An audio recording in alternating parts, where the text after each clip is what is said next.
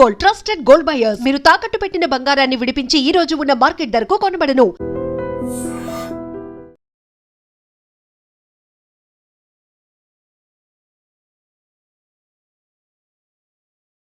నమస్తే, welcome to I dream. పశ్చిమాసియాలో ఉద్రిక్తతలు కొనసాగుతున్నాయి. డొనాల్డ్ ట్రంప్ సిచ్యువేషన్ రూమ్లో ఖర్గ్ ద్వీపం గురించి, అలాగే పీకాక్ ఏదైతే పర్వతం ఉందో దాని గురించి డిస్కస్ చేసినట్టుగా వార్తలు వస్తున్నాయి. ఖర్గ్ ద్వీపాన్ని స్వాధీనం చేసుకోవటం, పీకాక్స్ ఆ పర్వతం ఢీ కొడుతుంది. ఎందుకంటే భూగర్భంలో వాళ్ళు అణుస్థావరం ఉంది, సో దాన్ని కూడా పూర్తిగా స్వాధీనం చేసుకోవాలని చెప్పి, లేదంటే ధ్వంసం చేయాలని చెప్పి ఆ ప్రయత్నంలో అమెరికా ఉన్నట్టుగా తెలుస్తోంది. అది సాధ్యమయ్యే పనేనా? మాట్లాడదాం. రిటైర్డ్ ఆర్మీ ఆఫీసర్ వివిరావు గారు ఉన్నారు. సార్ నమస్కారం. నమస్తే. వివిరావు గారు, ఈ ఖర్గ్ ద్వీపం ఎందుకంటే ఆర్థికంగా చాలా ఉపయోగకరంగా ఉంది ఇరాన్కి. తను నిలదొక్కుకోవటానికి, చమురుని ఎగుమతి చేసుకోవటానికి ఆ ఖర్గ్ ద్వీపమే ఆయువుపట్టు ఇరాన్కి. సో అలాంటి ఖర్గ్ ద్వీపాన్ని స్వాధీనం చేసుకునేటువంటి సిచ్యువేషన్ ఉందా అమెరికాకి? 100% ఉందండి. అందుకనే 31 మెరీన్ ఎక్స్పెడిషనరీ ఫోర్స్ అన్నది యాంఫీబియస్ షిప్స్ అంటారండి. యాంఫీబియస్ షిప్స్ అంటే పడవ కింద ఫ్లాట్గా ఉంటుంది. అంటే ఏంటంటే బీచ్కి అయిపోతుంది, అంటే బీచ్కి చేరుకుంటుంది పడవ. దానికి జెట్టి అవసరం లేదు. అందులోంచి ట్యాంక్స్, వెహికల్స్ బయటికి తీసుకొచ్చేయచ్చు. అంటే మీకు లాంచ్లో పెద్ద లాంచ్ లాగా అయిపోతుంది. లాంచ్ ఎలాగ ఫ్లాట్గా ఉంటుందో కింద, గోవాలో వీటిలో చూసే ఉంటారు, గోదావరిలోను అలాగే ఫ్లాట్గా ఉంటుందండి. వీటిని యాంఫీబియస్ షిప్స్ అంటారు. వాళ్ళకున్న ఇసుక మీదకి వచ్చేస్తుంది. ఇసుక మీదకి వచ్చేస్తుందండి. ఒకవేళ ఇసుక మీద రాకపోయినా కానీ 1 మీటర్ లోతుకి వచ్చేస్తుంది. అంటే మనిషి మోకాలు లోతుకి తక్కువలోకి వచ్చేస్తుంది. అంటే హై టైడ్ వచ్చినా కానీ, అంటే దానికి ఆపరేషన్స్ ప్లానింగ్లో ఉంటుంది, హై టైడ్, లో టైడ్ అదంతా. ఒకవేళ సడన్గా హై టైడ్ వచ్చేసి టైం లేట్ అయిపోయి ఇదంతా వచ్చినా కానీ మనుషులు కూడా అందులోంచి దిగి బయటకు వచ్చేయచ్చు. ఓకే. ట్రక్స్ ఇవన్నీ కూడా తీసుకొస్తారండి. మనకు కూడా కాకినాడ దగ్గర ఒక ద్వీపం ఉంది. ఆ ద్వీపం మీద మనం రిహార్సల్ చేస్తూనే ఉంటాం. అండమాన్ నికోబార్ దీవుల కింద లెక్కపెట్టి మన వైజాగ్ నుంచి వచ్చి షిప్స్, అక్కడ యాంఫీబియస్ షిప్స్ ప్రాక్టీస్ చేస్తూనే ఉంటాయి. కాకపోతే మన యాంఫీబియస్ షిప్స్ ఏంటంటే చాలా చిన్న చిన్నవి.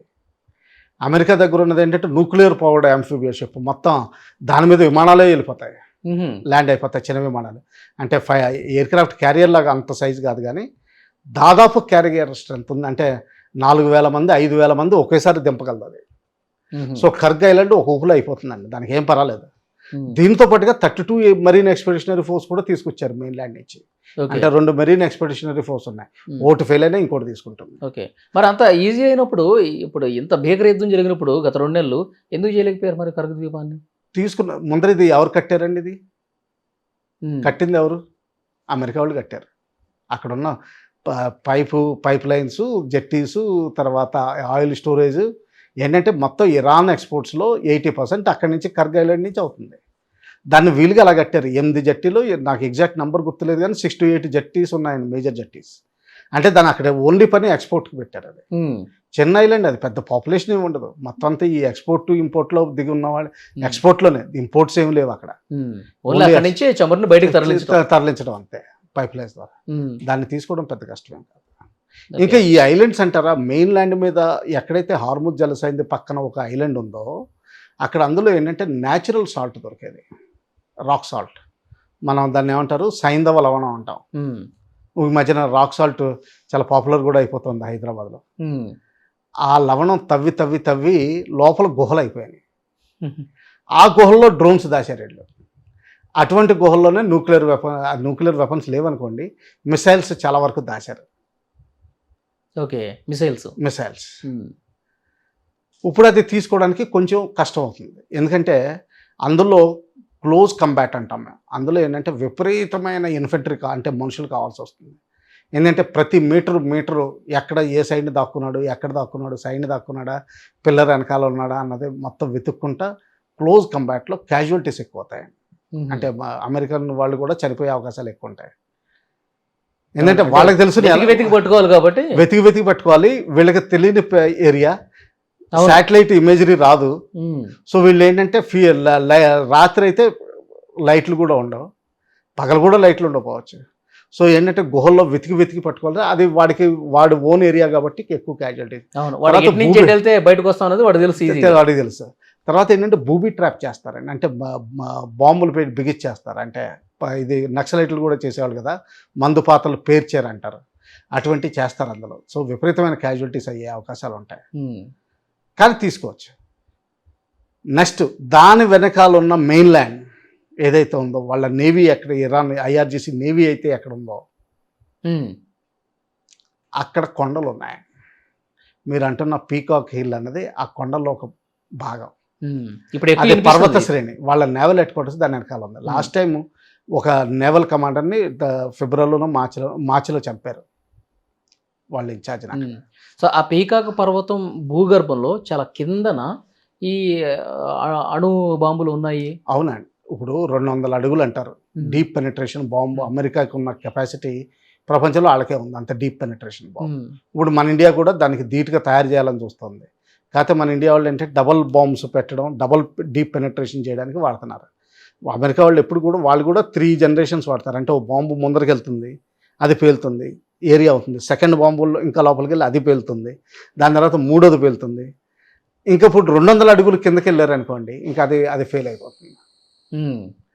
అందుకని చెప్పి ఎక్కడైతే పర్వత శ్రేణులు ఉన్నాయో అక్కడ 200 అడుగులు 100 అడుగులు లోపలికి వెళ్ళిపోతే అక్కడ చాలా క్షేమంగా ఉంటుంది. ఇప్పుడు ఇన్ఫ్యాక్ట్ మన ఆపరేషన్ సింధూర్లో మనం కిరాణా హిల్స్ ఏదైతే దెబ్బతీసామంటున్నారో వాళ్ళకి అందుకనే షాక్ వచ్చింది. ఎందుకంటే అంత పర్వతాల్లో లోపల తవ్వింది, వాళ్ళకి గాలి కావాలి. ఆ ఎయిర్ డక్ట్స్ ఏవైతే ఉన్నాయో అవి ఇండికేషన్ ఇచ్చేస్తున్నాయి, ఎక్కడో దగ్గర ఇండికేషన్ వస్తుంది ఇది ఉందని. సో కష్టమేం కాదు, కానీ నా అంచనా ప్రకారం కనీసం 80,000 మంది ఆర్మీ కావాలి, అది ఇన్ఫెంట్రీ కావాలి. ఓకే, అమెరికాకి మొన్నటి వరకు యూరోపియన్ దేశాలు పెద్దగా సపోర్ట్ ఇవ్వలేదు. ఆయన కర్ర వాడి 2% నుంచి 3% డిఫెండ్ ఎక్స్పెండిచర్ చేయమంటే 0.1, 0.2, 0.3 ఒక్క దేశమే 3%కి వెళ్ళింది. మిగతా వాళ్ళంతా కొద్దిగా ముందరకు కదులుతున్నారు. వాళ్ళు ఇప్పుడు ఇన్వాల్వ్ అవుతారు. అప్పుడు 90,000 పెద్ద కష్టమేం కాదు, కాకపోతే టైం పడుతుంది. వాళ్ళకి ఒక 4 వారాలు 7 వారాలు టైం పడుతుంది బిల్డప్ చేయడానికి.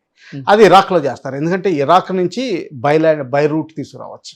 ఇరాక్ వాళ్ళ చేతుల్లో ఉంది కాబట్టి చేస్తారు. ఇప్పుడు పీకాక్ కింద అణుబాంబులు నిజంగా ఉన్నాయని అంచనా ఉందా సార్? అణుబాంబు టెక్నాలజీ లేదండి, లేకపోతే ఈ పాటికి ఇరాన్ ఎక్సైజ్ చేసుకునేది. అంటే ఇప్పుడు శుద్ధి చేసినటువంటి యురేనియం దాదాపు 60% ఉందని చెప్పి ఒక టాక్ ఉంది. అంటే పర్సంటేజ్ వదిలేయండి, అదేంటంటే ఎవరో ఇచ్చిన statistics, international atomic energy agency ఎప్పుడు కన్ఫర్మ్ చేయదు. కాకపోతే ఏంటంటే దెర్ ఇస్ సంథింగ్ ఉన్నది డర్టీ బాంబ్. డర్టీ బాంబ్ అంటే ఏంటంటే డస్ట్ బాంబ్స్ లాగా కాదండి. నా దగ్గర 60% యురేనియమే ఉంది, నేను తీసుకెళ్ళి ఇప్పుడు మూసీ నదిలో కలుపుతాను, మొత్తం హైదరాబాద్ ఖాళీ చేయాల్సి ఉంటుంది. అవునా? అంటే ఎలాంటి ఎఫెక్ట్ ఉంటుంది? యురేనియం మొత్తం లీక్ అయిపోయింది కదా, రేడియేషన్ అయిపోయింది కదా, అంతే చాలు.